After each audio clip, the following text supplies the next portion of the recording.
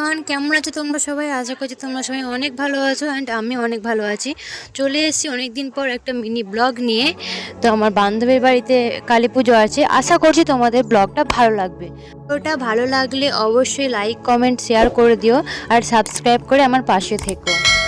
চলো এবার বেশি না বকে ব্লগটা শুরু করা যাক। তোমরা যেমনটা দেখতে পাচ্ছ আমি এখানে বান্ধবীর বাড়িতে একটু আলপনা দিচ্ছি, যেটা বাকি ছিল। তো তোমরা জানিও কেমন লাগছে আলপনাটা। আর চলো চারিদিকে তোমার আলপনাটা দেখাই। এই যে এখানটায় মা বসবেন, তো আর চারপাশেতেও আলপনা দেওয়া হয়েছে। তো তোমরা জানিও কেমন হয়েছে আলপনাগুলো।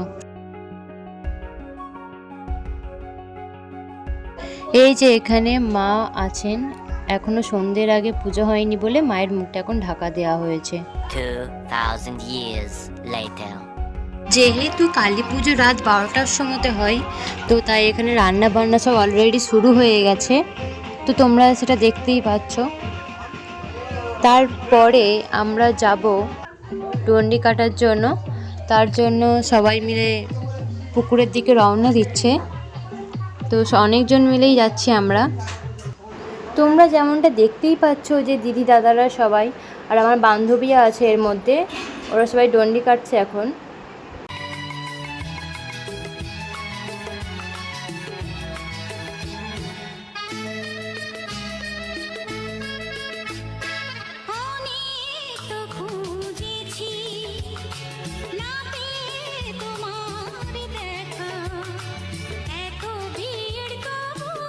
এই যে এখানে ভোলে বাবা আছেন, খুব সুন্দরভাবে এনাকে সাজানো হয়েছে পুজোর জন্য।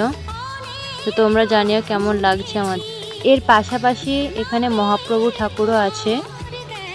তো এই যে আমাদের ভোলে বাবা, খুব সুন্দর লাগছে দেখতে। তোমাদেরকে চারিপাশে প্রাকৃতিক দৃশ্যটা দেখাই। জাস্ট দেখো কত সুন্দর লাইটিং আছে, দেখতে কত সুন্দর লাগছে মন্দিরটা। পাশাপাশি অনেক লোকই বসে আছে। এর পাশাপাশি এখানে বাজনাদারেরাও বসে আছেন, তারা গান বাজাচ্ছেন, সবাই সেটা শুনছে। খুব সুন্দর গানগুলো। এখানে অনেকজন নাচানাচিও করছিল, অনেকজন পুজো দেখতে এসছে, সেটা তোমরা দেখতেই পাচ্ছ। এবার এখানে আমাদের জামাইবাবু কালী পূজার উদ্দেশ্যে তুবড়ি ফাটাচ্ছে। তোমরা দেখো কত সুন্দরই না দেখতে লাগছে।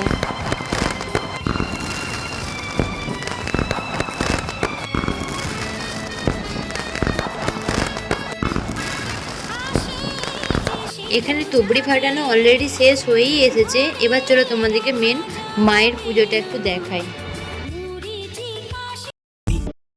মণিমা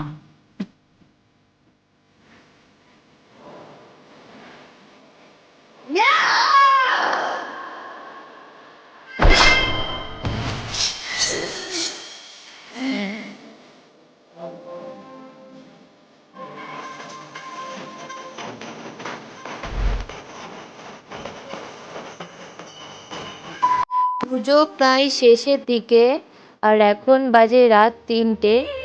তো এখানে আমি ব্লগটা শেষ করছি, নেক্সট ভিডিওতে দেখা হবে।